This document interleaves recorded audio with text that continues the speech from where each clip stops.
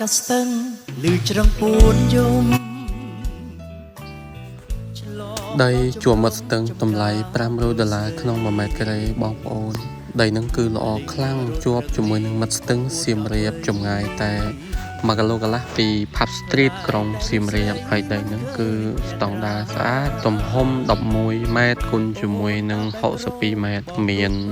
799ម៉ែត្រកាឡានេះទីតាំងដីតែម្ដងហើយដីនឹងគឺជាប់នឹងមាត់ស្ទឹងសៀមរាបបងប្អូនដីខ្ពស់ស្រាប់មានរបងដីប្រកបអាជីវកម្មឬក៏ដីសម្រាប់ធ្វើ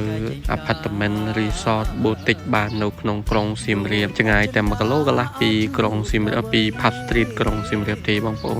នអាចអញ្ជើញមកមើលទីតាំងដីផ្ទាល់នេះបានហ្នឹងហើយគឺតម្លៃល្អខ្លាំងទាបជាងទីផ្សារអរគុណ